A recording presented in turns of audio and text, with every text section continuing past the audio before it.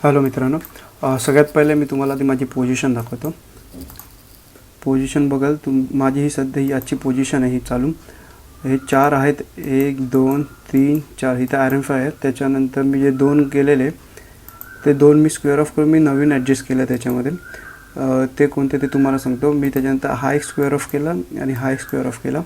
Okay, आणि ते square of करून मी बाकी 2 ॲड केले, ते तुम्हाला नंतर दाखवतो सगळं. त्याच्यानंतर ही एक इंट्राडेची पोझिशन होती आणि हा वाला त्याचा हेजिंग होता.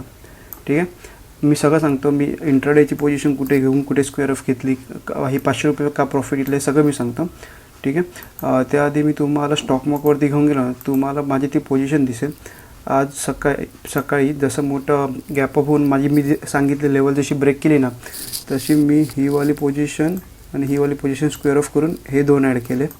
ठीक आहे, त्याच्यामुळे माझा जो लॉस होता, मॅक्झिमम लॉस होता तो 1300 होता. तो आता सरळ नाही 600 रुपये काहीतरी होता, तो आता सरळ 247 रुपये आला आहे. ठीक आहे, आता मला मार्केट कुठे गेलं, मोठा गॅप अप होते किंवा मोठा गॅप डाऊन होते, तो लॉस मॅक्झिमम 247 होणार आहे, त्याच्यापेक्षा जास्त होणार नाही. मी उद्या माझ्यासाठी समजा मला हे प्रॉफिट, तुम्ही बघा हे प्रॉफिट कमी झालं बरोबर. आता मला प्रॉफिट वाढवायचं असेल ना, तर उद्या समजा गॅप डाऊन झालं तर मी काय करणार, मी परत एकदा ॲडजस्टमेंट करीन. त्याच्यामुळे काय होणार, माझा मॅक्स लॉस पण थोडा वाढेल, पण त्याचबरोबर माझा एक मॅक्झिमम प्रॉफिट वाढेल. त्याचबरोबर माझं ब्रेक इवन आहे ना ते सुद्धा वाढेल. ठीक आहे, मी तुम्हाला ही स्ट्रॅटेजी का सांगतो माहिती आहे, एक इझी कारण आहे. त्याचं तुम्ही अगर एस्टिमेटेड मार्जिन बघाल ना, खूप कमी मार्जिन लागतं. ठीक आहे, आणि ॲडजस्टमेंटमुळे पण जे सेलिंगच्या साईडने ॲडजस्टमेंट करतात त्यांना मार्जिन थोडं लागतं, पण अगर मी आता बाईंगच्या साईडने करतो म्हणजे कमीत कमी लॉस घेण्यासाठी, त्यामुळे मला मॅक्झिमम एवढंच मार्जिन लागतं. ठीक आहे, हा एक मेन हे आहे की ह्याला मार्जिन खूप कमी लागतं. ओके, आता मी तुम्हाला सांगेन माझी जी इंट्राडेची जी पोझिशन होतं, जी तुम्ही आता बघाल ही 500 रुपये प्रॉफिट आहे ना, ही मी पोझिशन कुठे घेतली आणि का घेतली ते तुम्हाला आधी सर्वप्रथम सांगतो. जसं तुम्हाला मी कालच्या व्हिडिओमध्ये सांगितलेलं की 22,430 हा लेवल ब्रेक केला ना, तर एक बऱ्यापैकी अपसाईडला मुवमेंटम मिळू शकते आजच्या दिवसात. आणि सेम तसंच झालं. अगर तुम्ही 15 मिनिटाच्या कॅन्डलमध्ये पाहाल ना, माझी एंट्री परफेक्ट इथे झाली. जसं हाय ब्रेक केला ना, 22,430चा जसा लेवल ब्रेक केला, मी माझी एंट्री ॲक्टिवेट केली, मी माझी एंट्री घेतली. ठीक आहे, आणि त्याचा 1,000 रुपये माझा पर लॉटच्या हिशोबाने माझा एसेल होता.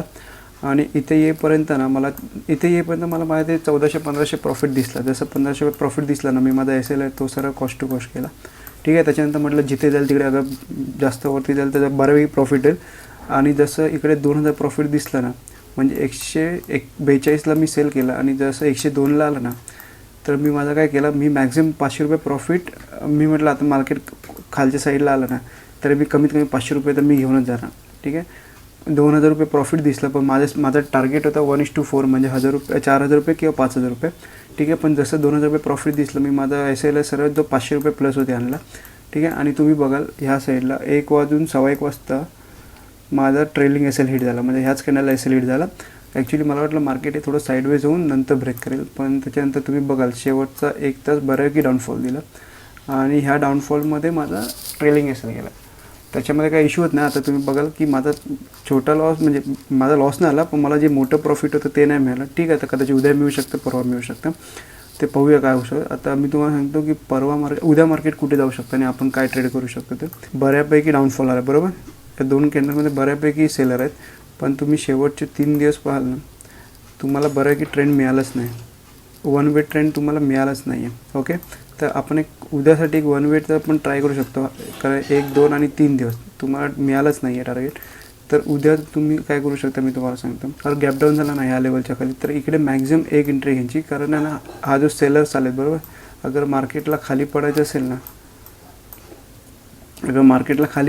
ना, तर क्विक पडणार मार्केट, पहिल्या एंट्रीमध्येच पडणार, ते हळू नाही पडणार उद्या पण.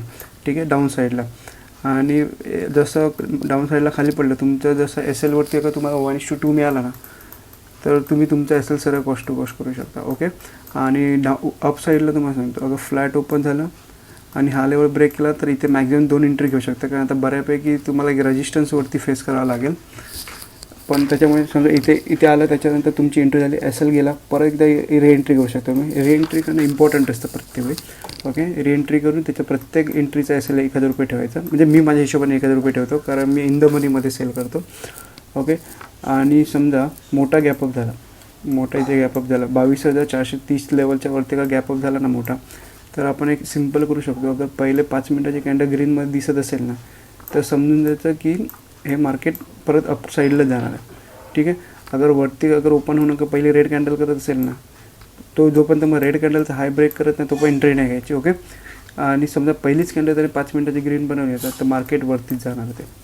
ठीक आहे. अपसाईड टू साईडवेज जाऊ शकतं. मी माझं पी सेल करेन. अगर पहिलीच ग्रीन दिसली तर इकडे तुम्ही मॅक्झिमम 2दा एंट्री घेऊ शकता. इकडे मॅक्झिमम एकदाच एंट्री घ्या. आणि इकडे 4 लॉट मारत असाल तर खालच्या साईडला 2च लॉट मारा. ठीक आहे. निफ्टीमध्ये. आणि आता बँक निफ्टी बघूया. बँक निफ्टीचं काय झालं. बँक निफ्टी पाहाल तर बँक निफ्टी पण ॲक्च्युली 1, 2 आणि 3 दिवस तुम्हाला काहीच ट्रेड नाही मिळाला. इवन आज पण बघाल पहिलेचे 2-3 कॅन्डल त्याच्यामुळे तुम्हाला काही ट्रेड मिळाला असेल ते पण खूप कमी लोक घेतात ह्या साईडला ट्रेड इनसाईड कॅन्डलमध्ये. अगर समजा फ्लॅट ओपन होऊन अगर हा वाला लेवल ब्रेक करतो 48,266 लेवल अगर ब्रेक करत असेल ना मार्केट, जो आज मी सकाळीच लेवल दिलेला, तर तू मार्केट वरच्या साईडला वन वेनी जाऊ शकतं. इकडे वरच्या साईडला मॅक्झिमम 2 एंट्री घेऊ शकतो. आणि डाऊन साईडला अगर आजचा हा लो ब्रेक करतो, आजचा लो म्हणजे ते शेवटच्या एका तासाचा लो अगर ब्रेक केला तर इथे मॅक्झिमम 1 एंट्री असतं. आणि जसं तुमचं एंट्रीमध्ये 1:2चा टार्गेट दिसला, तुम्ही सरळ तुमचा S L cost to cost करू शकता. ठीक आहे. आणि वरच्या साईडला जात असेल, जसं तुमचा 1:2चा टार्गेट मिळाला ना, तर तुम्ही तुमचा एस एल सरळ कॉस्ट टू कॉस्ट करा. वरती 2 एंट्री आणि डाऊन साईडला 1 एंट्री. वरती 4 लॉट मारत असेल तर खाली 2 लॉटच मारा. ठीक आहे. फ्लॅट ओपन होऊन जात असेल आणि समजा मोठा गॅपअप झाला तर 5 मिनटाची पहिली ग्रीन कॅन्डल दिसली ना, तर ते मार्केट परत अपसाईडला जाऊ शकतं. ठीक आहे. उद्याचा फंड सरळ क्लिअर आहे. गॅपअप झाला, पहिली 5 मिनटाची कॅन्डल ग्रीन दिसली, मार्केटवरती जाईल. डाऊन साईडला एकच एंट्री असणार मॅक्झिमम. ठीक आहे. आणि तुम्हाला सांगतो मी माझा आता जो एस एल आहे तो कसा वाचवला.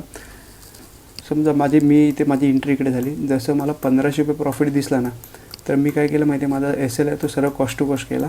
ठीक आहे. मग आता मार्केट खाली आलं असतं तर मला लॉस झाला नसता. पण जसं इथे टच झाला ना, माझा प्रॉफिट सरळ 2000 रुपये झाला. बरोबर. 2000 झाल्यावरती मी माझा जो प्रॉफिट आहे ट्रेल केला 500 रुपये प्लस. म्हणजे आता काही करून मी मार्केटमधून 500 रुपये घरी घेऊनच जाणार आहे. ठीक आहे. ट्रेलिंग एस एल करणं जास्त इम्पॉर्टंट असतं आणि मार्केटमध्ये री-एंट्री करणं जास्त इम्पॉर्टंट असतं. ठीक आहे. तुम्हाला अजून काही डाऊट असेल तर मला कमेंट्स करा. व्हिडिओ आवडला असेल तर लाईक करा, चॅनलला सबस्क्राईब करा. धन्यवाद.